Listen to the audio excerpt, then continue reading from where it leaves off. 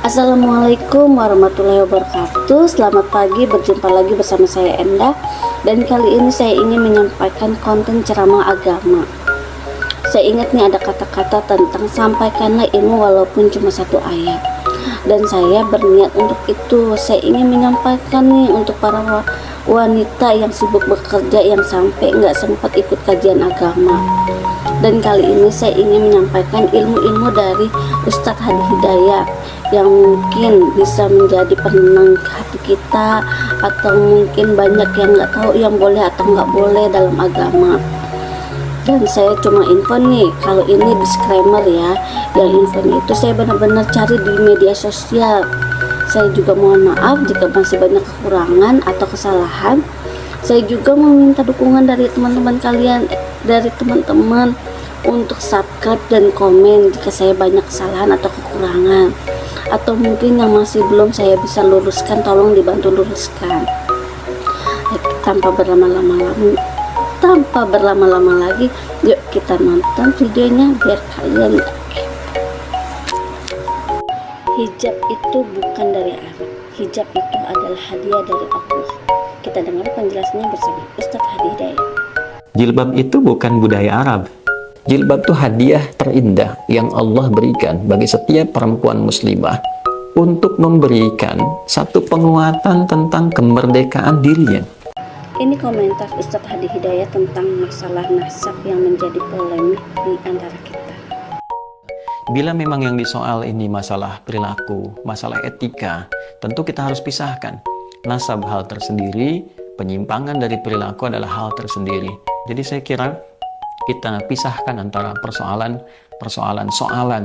dalam tanda petik ilmiah atau argumentasi tertentu, ya, sehingga bisa menjadi argumen, tidak menjadi sentimen. Ini problem utamanya.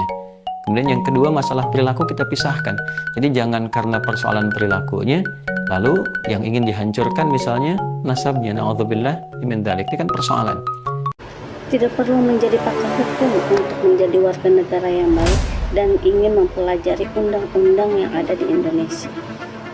Nah, ini poin-poin ini, tapi pada saat yang sama dan serupa kemudian diberikan satu pelayanan yang poinnya penyediaan alat kontrasepsi. Ini penting untuk diurai bagian pertama ini karena tidak senafas dengan tujuan dari undang-undang pendidikan itu sendiri. Ada sesuatu yang menurut kami di sini miss. Ya, jangan katakan bahwa ini ustadz bukan pakar hukum, bukan ahli undang-undang. Tidak harus menjadi seorang pakar hukum untuk bisa bernegara dengan baik dan mempelajari undang-undang kita supaya dengan niat tujuan kita bisa bernegara dengan baik. Ini alasan kenapa alat kontrasepsi itu tidak diperbolehkan dalam Islam. Ini kalau kita baca 3 objeknya seperti itu. Nah, ini kan anak-anak belum usia menikah, usia sekolah dengan remaja, kok sudah disediakan alat kontrasepsi? Sementara undang-undang perkawinan menetapkan usia batas minimal, undang-undang pendidikan meningkatkan iman dan takwa, undang-undang kesehatan di peraturan pemerintah justru menyediakan satu alat yang kontradiktif dengan kedua peraturan yang pertama tadi. Nah, ini kan jadi persoalan. Ismail Haniyeh ini adalah orang yang sangat berjasa dalam kemerdekaan Palestina.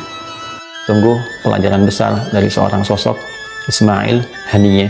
Selesai tugasnya, ia kembali kepada Allah dalam keadaan yang sangat terhormat, dalam keadaan yang sangat mulia, dan dalam keadaan menyatukan seluruh faksi dan elemen di Palestina untuk bersatu mencapai kemerdekaan yang didambakan, menjaga Al-Aqsa dengan penuh kemuliaan, dan memberikan motivasi yang kuat setidaknya untuk seluruh muslim di dunia ini bagaimana menyiapkan cara pulang yang baik untuk kembali kepada Allah dalam kemuliaan.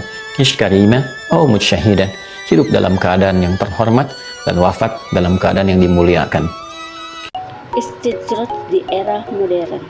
Kita dengar penjelasannya bersama Ustadz Hadi Hidayat. Semakin dapat rezeki, makin lupa dengan Allah. Tak kenal Tuhan. Oh, ini hasil saya, bukan dari Allah. Ini keringat saya, maka tidak harus digunakan untuk berzakat. Dapat ilmu, lupa dengan Allah. Oh, ini pengetahuan saya. Ada yang terlihat seperti ibadah, salatnya cuma turun naik. Hadir di majlis ilmu tidak menikmati ibadahnya, hanya menikmati ilmu yang digunakan untuk saling berselisih, saling bertengkar. Hati-hati. Kalau tanpa sadar itu berlangsung sampai dengan wafat, tanpa sadar pahalanya berpindah, maka itu bagian tanda dari istidraj. Sanas Yang diterima dari kita berkurban adalah ketakwaan kita, bukan dari besar sapi yang kita kurbankan. la yanalallaha luhumuha wala dima'uha walakin yanaluhut taqwa minkum. Yang diterima, yang sampai pada Allah itu bukan berapa besar sapinya, bukan berapa besar kerbaunya, bukan berapa banyak darahnya. Yang diterima oleh Allah, kata Allah, takwanya. Ada perubahan nggak? Merasa lebih dekat nggak dengan Allah? Merasa meningkat nggak ibadahnya? Meningkat, mendekat, lebih dekat lagi, itu korba. Semakin meningkat disebut kurban. Itulah sebabnya ibadahnya disebut kurban. Dari kata korba, bukan korban. Kurban. Kenapa disebut kurban? Yang dimaksudkan ketika kita berbagi dan komitmen menjadi baik, dilihat standarnya setelah itu menjadi lebih dekat hubungannya dengan Allah, meningkat takwanya. Itulah mabrur. Bahaya dari istidraj.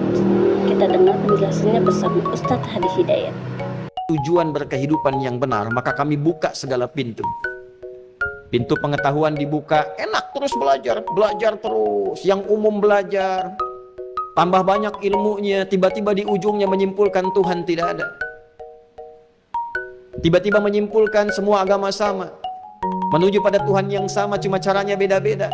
Dan bangga dengan itu, tanpa sadar tauhidnya mulai berkurang. Kampanye kemana-mana, bikin stadium general, bikin seminar.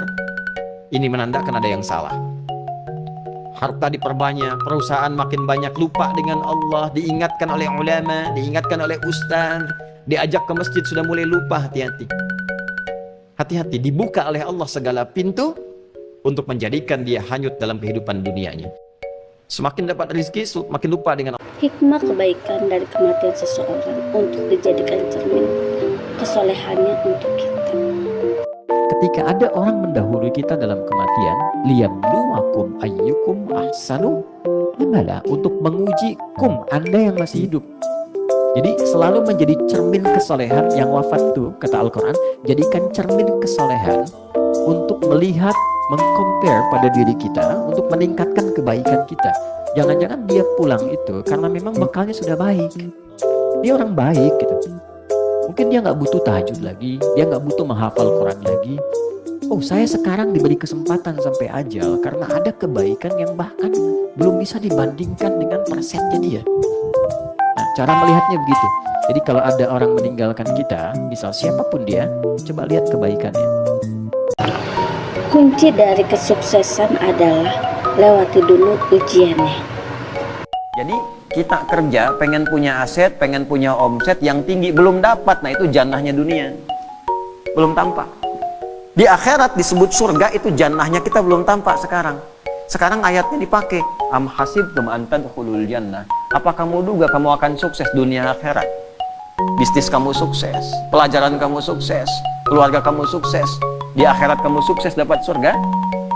Walamma ya'tikum mathalul ladzina khalau min qablikum, sementara engkau belum diuji untuk mendapatkan kesuksesan itu. Jadi hukum kesuksesan itu harus melewati tangga ujian. Antum kesini kan diuji dulu. Berangkat lewatin macet gitu kan. Setelah itu jalannya berkelok dan sebagainya. Tiba-tiba begitu sampai kan lihat gedung cerah lagi.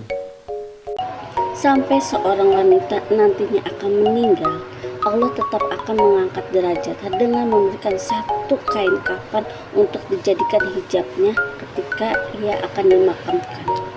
Yang mengangkat statusnya terhormat di hadapan Allah. Jadi kalau Allah sudah angkat, jangan turunkan. Kalau Allah sudah mengangkat terhormat, jangan rendahkan. Itu hadiah. Ya, dan hadiah itu mewah. Kenapa? Sebab ketika seorang perempuan meninggal, hadiah penghormatan Allah itu diabadikan menjadi bagian dari kafannya. Itulah sebabnya nanti perempuan punya satu kain tambahan ketika meninggal. Itu kain jilbabnya. Ya, ini menandakan bagaimana Allah mengangkat derajat perempuan terhormat bukan hanya saat hidupnya, saat wafatnya pun pakaikan jilbab, pakaikan bagian kerudung tuh, bagian atasnya itu untuk menutupi bagian kepalanya. Ya. Nah, ini sesuatu yang sangat luar biasa dan tidak diberikan pada laki-laki. Ini tujuan diturunkannya ayat tentang berhijab. Kita dengar penjelasannya bersama Ustadz Hadi Hidayat. diturunkannya ayat jilbab, satu, untuk mengangkat derajat muslimah menjadi terhormat di hadapan Allah. Jadi ini hadiah nih. Ya, ini satu, ini hadiah dari Allah untuk perempuan, untuk muslimah. Ya, saya kasih gambaran begini. Anda dikasih hadiah oleh yang paling disayang misalnya. Ya, laisa kamitslihi syai', enggak ada yang serupa dengan Allah. Ya. Anda diberikan hadiah oleh orang yang paling menyayangi Anda. Ayah Anda kasih hadiah, ibu Anda kasih hadiah, kan? Nah, diterima nggak? Nah, diterima ya. Nah, bahkan tidak sedikit teman kasih hadiah langsung diposting, gitu kan? Teman kasih hadiah langsung diposting. Ini Allah kasih hadiah, dan hadiah itu saking spesialnya mengangkat status perempuan menjadi terhormat. Ya, disamakan yang muda dengan yang merdeka saat itu sama-sama pakai jilbab terhormat, kan?